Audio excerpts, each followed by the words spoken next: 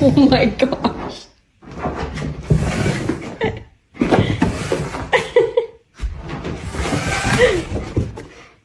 My name is Maximus Decimus Meridius. My name is Jeff.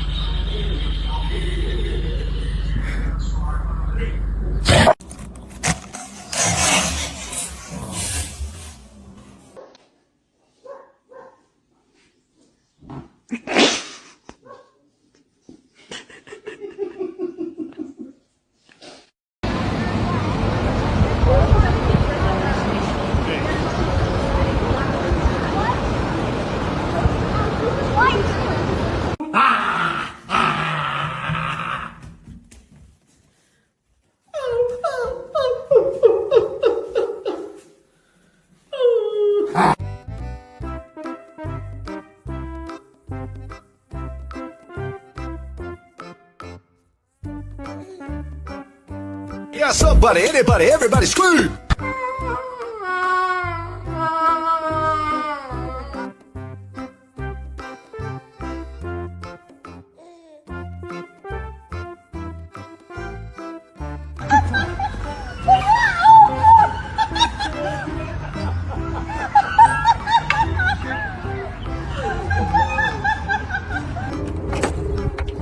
Did you just eat an entire carton of eggs?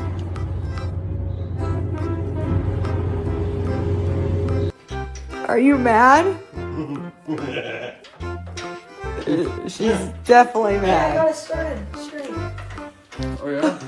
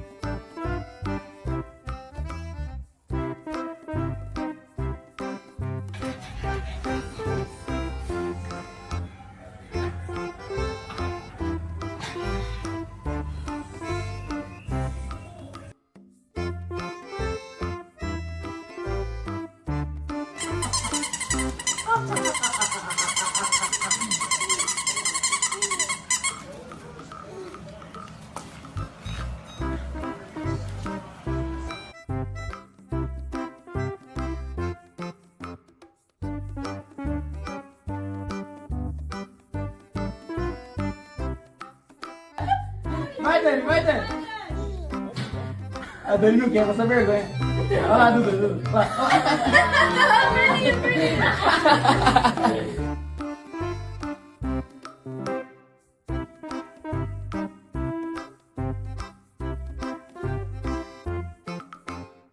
Oh, really? You're such a good boy. Oh my god.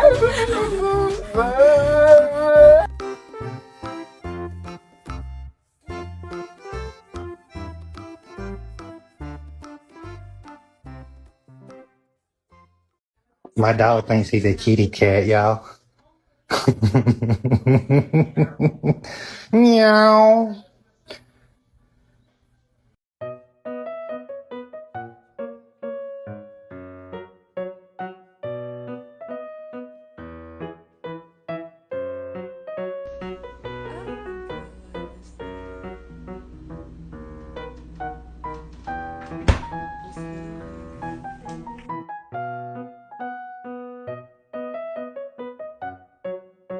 Shine the light on it. Kenny thought he saw a bear last night. This is a bear.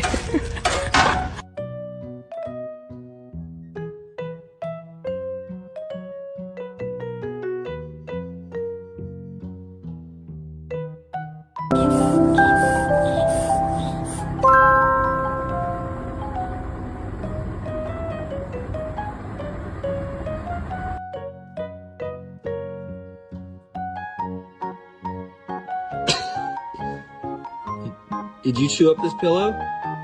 Huh?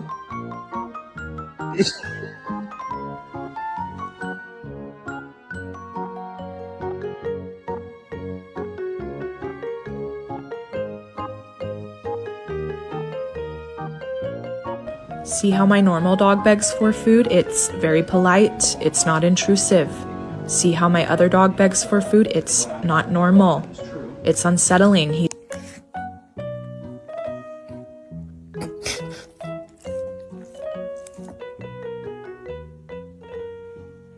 It's loving you. It's okay. I've been drinking.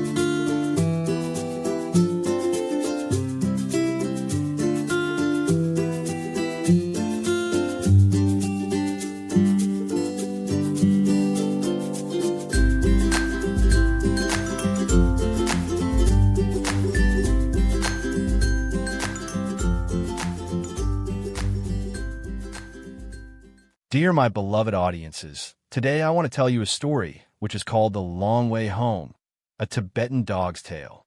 In the vast, wind-whipped mountains of Tibet, where the clouds touch the earth and the sun sets behind peaks like gods asleep, lived a scruffy but noble Tibetan mastiff named Lumo.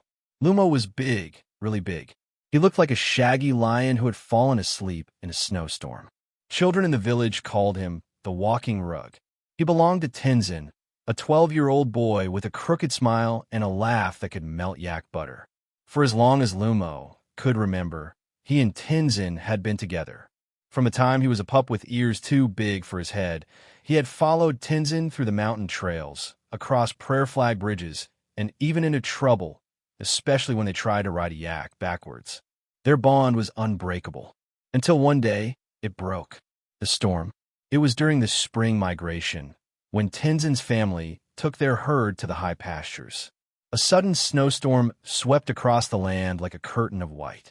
The wind howled louder than a hungry leopard, and somewhere in that blizzard, Lumo was separated. He had chased a runaway goat, barked once, twice, and suddenly the world disappeared in white. When the storm cleared, the mountain was empty. The herd, the family, Tenzin all gone.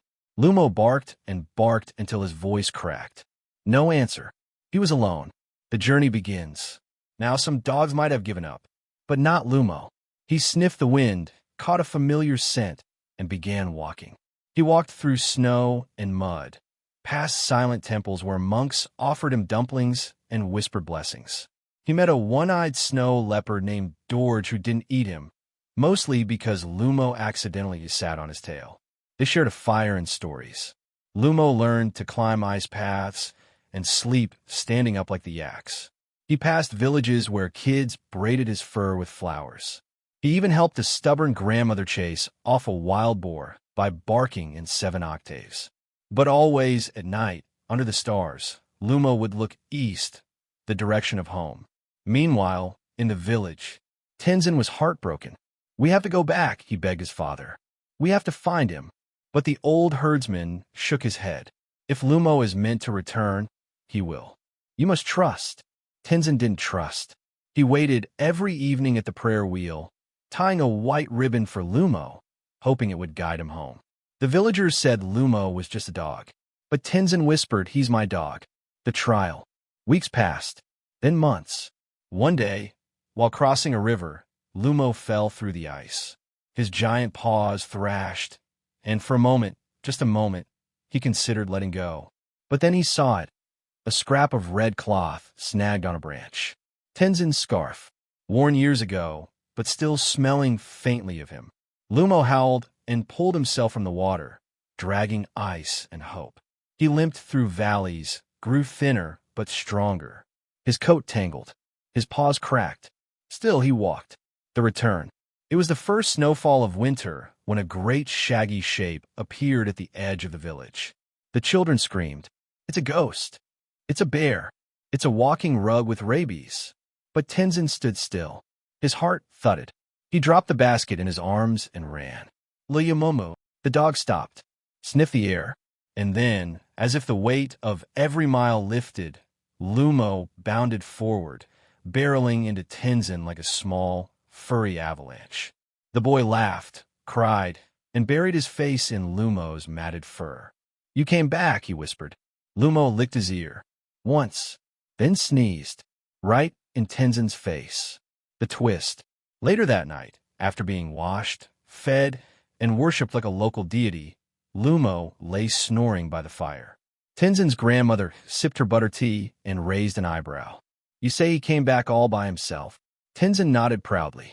"That's strange," she said, "because last week I got a letter from a monk in the east." She handed Tenzin a crumpled note. "Your dog is heading home. We gave him food, water, and a map. Also, he may have joined a monastery for 3 days. He was very good at meditation. Signed, Lama Norbu, and the dog who kept sitting in my rice bowl." Tenzin burst out laughing. "Lumo, you sneaky monk." Lumo lifted one ear and farted.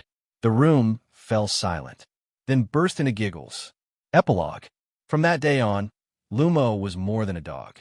He was a legend. People came from distant villages to touch his paw for good luck. But to Tenzin, he was just Lumo, the dog who always found his way home.